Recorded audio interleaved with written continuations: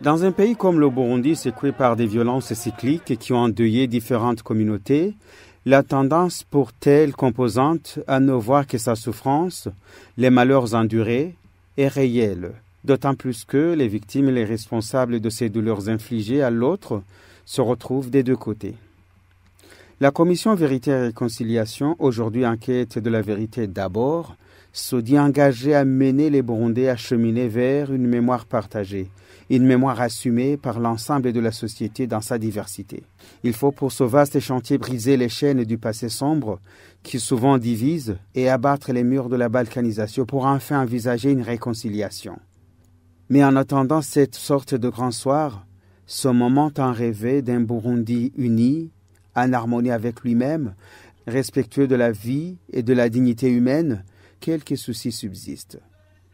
Quelques associations des victimes se disent aujourd'hui indignées et déplorent le fait de se voir refuser l'exercice de leur devoir de mémoire. C'est le cas de l'association AC Génocide. Au Burundi, il y a une politique de 2 poids 2 mesures. On ne peut pas rester dans un antagonisme stérile. Nous ne prêchons pas la vengeance, nous ne prêchons pas la haine, nous demandons la justice. Nous demandons à ce que les responsabilités soient établies pour que les auteurs des crimes répondent de leurs actes, mais pour que les victimes soient aussi innocentées, pour qu'il y ait aussi la réparation. Chaque gouvernement, tel qu'ils se succéderont, devrait avoir gardé à l'image que le peuple burundais doit être uni grâce à un seul chef, un leadership charismatique, un leader rassembleur. Prenons par exemple, passons par la voie de la commission Vérité et Réconciliation, laquelle commission ne rassure pas toutes les consciences. Pourquoi? Il y a un manque criant d'une représentation des Nations Unies. Le crime de génocide, le crime contre l'humanité, le crime de guerre, ce sont des crimes du droit international. Cela relève de la compétence. La qualification de ces crimes relève de la compétence des Nations Unies. Selon François-Xavier Sabimana, coordinateur du collectif 1972, l'exercice du devoir de mémoire est un droit, même si par le passé, ce droit a été refusé à certaines victimes. Il y a eu plusieurs années qu'au sein de notre organisation, nous n'exercions pas le devoir de mémoire parce que le pouvoir de l'époque nous empêchait de l'exercer. Sinon, pour qu'il y ait l'exercice de différentes mémoires plurielles qui doivent être exercées par les différentes victimes à travers tout le pays, cela ne devrait pas, en principe, poser de problème, d'autant plus que l'exercice du devoir de mémoire était un droit de tout un chacun parmi les citoyens dans un pays donné.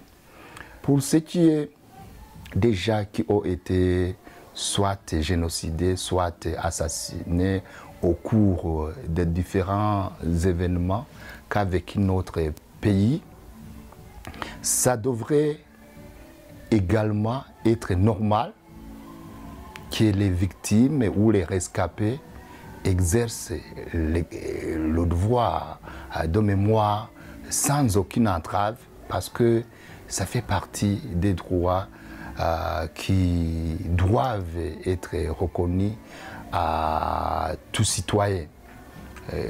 Pour ce qui est de notre organisation, chaque fois qu'il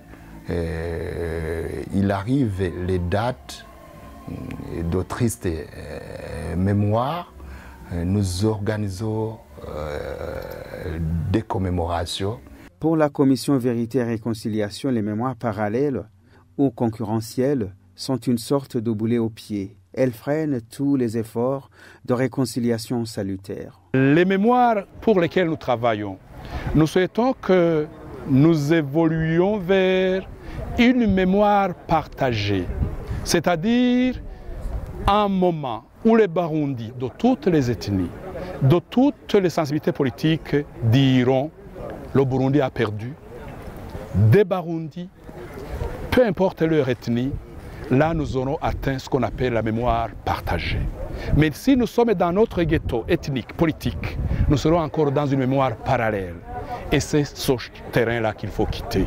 Nous prions Dieu et nous travaillons pour quitter ce terrain de mémoire concurrentielle, ce terrain de mémoire parallèle.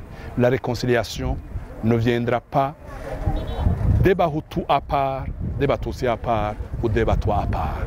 La réconciliation viendra des Burundais ensemble. C'est comme ça que les pays européens, qui aujourd'hui nous enseignent les droits de l'homme, ont évolué. Ils ont signé des pactes de paix, l'Allemagne et la France. Ils ont signé des accords de réconciliation entre les États et à l'intérieur des nations. C'est ça qu'on appelle l'harmonie à l'intérieur d'une communauté nationale. Pour le président de la Commission Vérité et Réconciliation, l'ambassadeur Pierre-Claver Ndayicariye, les mémoires concurrentielles annihilent l'empathie, toute démarche de marcher vers l'autre, de partager une vision commune.